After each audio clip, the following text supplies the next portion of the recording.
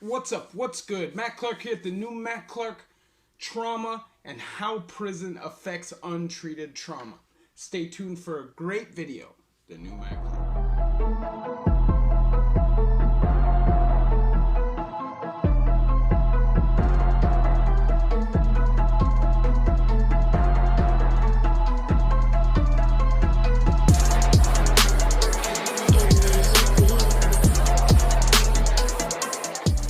What's up? What's good? Matt Clark here at the new Matt Clark. How are each and every one of you doing on this amazing Wednesday? I'm doing great. My girl's doing great. My family's doing great. And I hope each and every one of you are doing great through these tough times. I want to say thank you to each one of my 1,998 subscribers. You guys mean the world to me. The movement is real. The movement is growing. Thank you very much. I want to say thank you to all of you for holding me accountable and reminding me every day why it is that I'm doing this. So please hit that like button and that bell notification button after you subscribe, please. If you haven't subscribed, subscribe.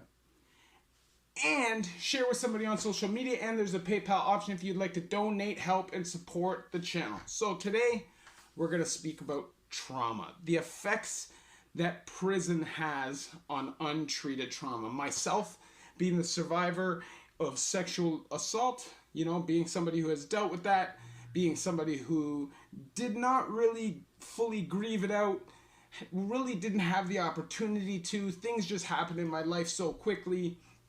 I ended up in the young offender system so quickly, and of course, in prison, you can't act like a sucker, you can't act like a bitch, so you can't complain, you can't whine, you can't ask for help.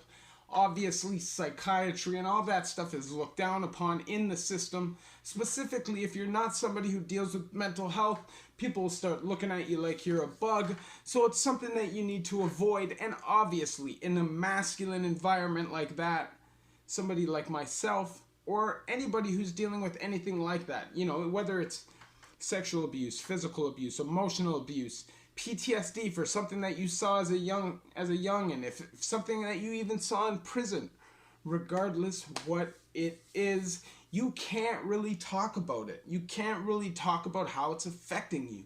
You can't work those things out anywhere but up here, and that's why a lot of the time people reach out to drugs or gangs or anything along those lines, something that will cover up those feelings, make them feel like that's not a reality, and they can move on from it. Me personally, I chose drugs. Other people choose violence, gambling, sex, anger, whatever it is, to deal with their inner demons because they weren't able to work it out, and then ended up in prison. And obviously it's just compounding emotions and trauma, specifically if you're in a higher security place where you're seeing more traumatic things happen. Now, it's easy to say that you're not going to have lingering effects from trauma,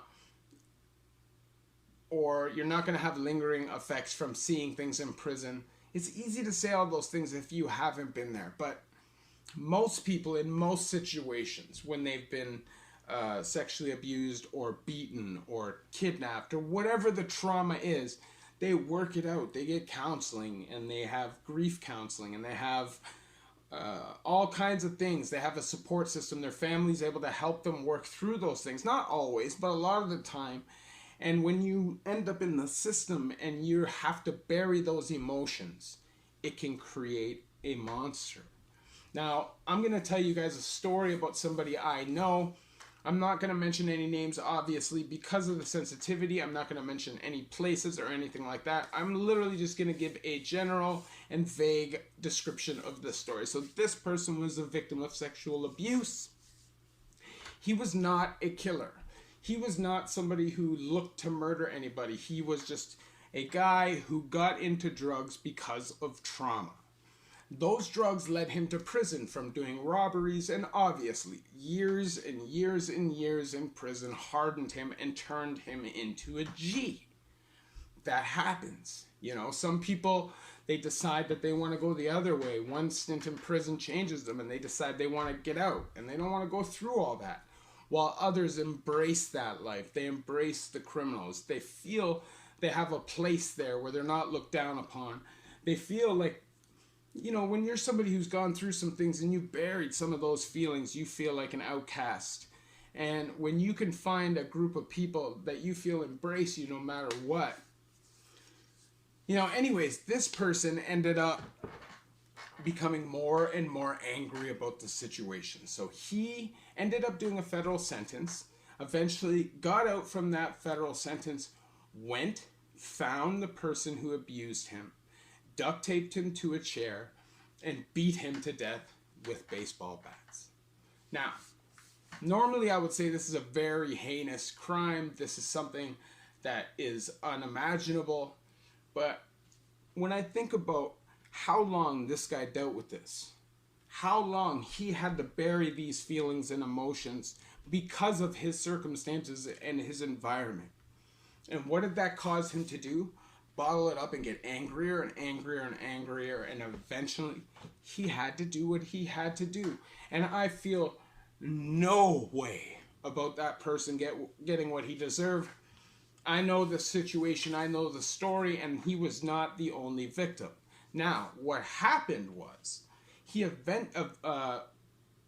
like in the first case, he got convicted of first-degree murder, sentenced to life 25. And it was really hard for him to deal with, obviously, because of the situation.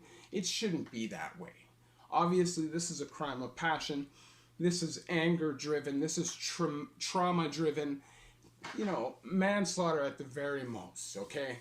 And when he went for his appeal, everybody from his hometown, normal civilian people, were outside of the court picketing, free this person, free this person. And that totally, when I heard this story, it totally helped me cope with my situation personally. I didn't obviously verbalize it. I internalized it and dealt with it myself.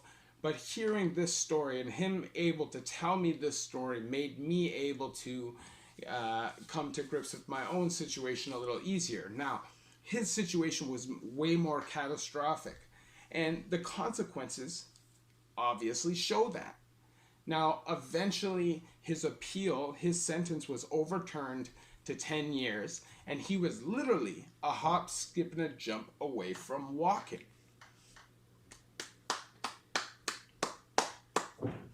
That's one time that I say the system got it right. And even his sentence, although I don't feel he should have even gotten the time that he got, the fact is he was a hop, skip, and a jump away from getting out. And he was able to deal with that trauma. Now, did what he do, did that next act lead to more trauma? I'm sure it did. But when you've been dealing and coping for so long, the damage has been done. You know, you may be able to adjust. You know, you may be able to move on and live day to day without really super stressing about it, but it's there. You never forget about those things, you know. Those things are kind of imprinted in the back of your mind. And obviously, I do these videos for information purposes only. I share my experiences, so you guys don't necessarily have to go through them. And I know when it comes to these things, a lot of people go through them every single day. And a lot of people are made to feel like they're the problem. And the reality is, anybody who preys on somebody else, they're the problem. And that's facts. And I've been on both sides of that coin. I've been the person who's been victimized, and I've also been the criminal who's robbed and disrespect people's personal space and property, terrorize people, right? So I've been on both sides of this coin, and I'm telling you, it's shitty on either side. The reality is that prison really needs to create more programs that are individualized, that help specific individuals deal with problems that they've had since they were young. You know, obviously we know that in that environment, most people have dealt with some kind of trauma at some point in their life, and it's just not provided. And what I mean by that is the help is just not provided. You know, you're put in, obviously, the hamster wheel program, and they actually are kind of just feasting on your trauma. You know, they know you're hurt. They know you're broken, and they take advantage of that to create an income and a job for themselves by creating these jails and stuff. Like, at the end of the day, most people that do crime because of lack of opportunity, addiction, and addiction because people are burying trauma and trying to get over stress, anxiety, depression from this frickin' life that we live in. Or anger, violence. This is all created by the society that we live in, by the lack of opportunity for some and this huge opportunity for others.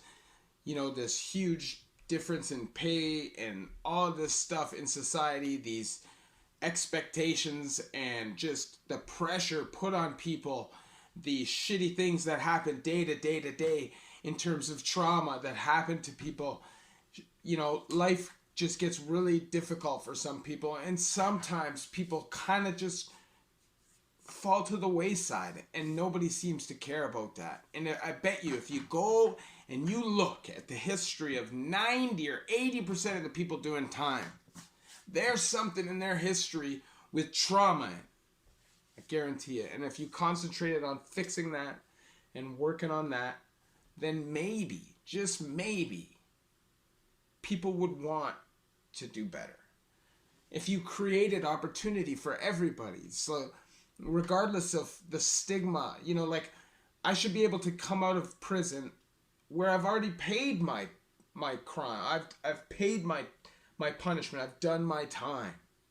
But I continuously get punished by lack of opportunity. What do you think is going to happen with people? You need to create a better situation, at least an opportunity for a better situation for all. And when it comes to prison, when it comes to trauma, you need to start working on it when they're young, and you need to really, really, really, really put the effort forward of individualized therapy and treatment. Until you do that, you're going to have these bullshit programs that help this many people, and nobody's going to take you seriously. That's what I say to the system. Anyways, if you like this video, please hit that like button. Please hit that subscribe button and that bell notification button so you get this video when they're new. If you could share with somebody on social media, help spread the message, help spread the word, that would be amazing. And there's a PayPal option if you would like to donate, help, and support the channel. Obviously, this is a topic I get heated about because me being somebody who was trapped in the system for so long, I know how little help there is for somebody like myself who is dealing with that shit at a young age. Nobody cared.